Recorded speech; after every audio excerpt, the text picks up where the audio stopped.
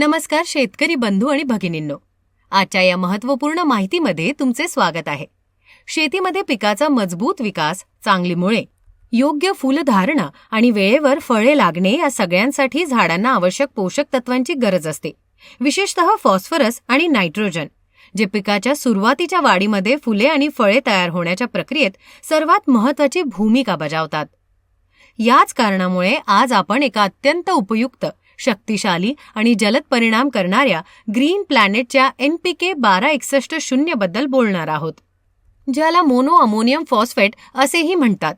हे खत त्या शेतकऱ्यांसाठी वरदान आहे ज्यांना आपल्या पिकांमध्ये मजबूत मुळे, जलद वाढ, अधिक फुले आणि उत्तम उत्पादन हवे आहे.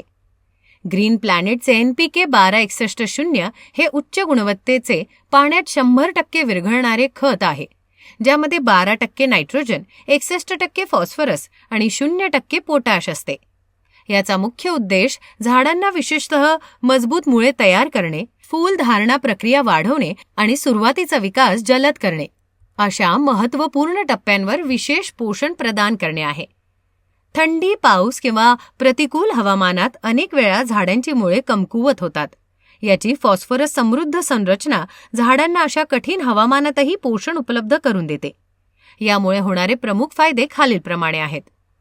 मुळांची वाढ वेगाने करते, बीज अंकुरण सुधारते, सुरुवातीचा विकास मजबूत करते, फुलांची संख्या वाढवते, फळे आणि दाण्यांची संख्या अधिक करते, फूल गळती समस्या कमी करते, थंडी पावसामध्ये झाडांना मजबूती देते, पिकाचे वजन, आकार आणि गुणवत्ता वाढवते, उत्पादनामध्ये महत्त्वपूर्ण वाढ करते. याचा उपयोग करणे खूप सोपे आहे.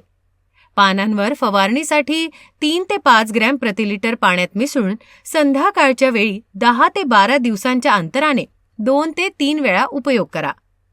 शेतकरी बंधू आणि भगिनींनो, शेतीत यशाचं सर्वात मोठं रहस्य आहे योग्य वेळी योग्य पोषण.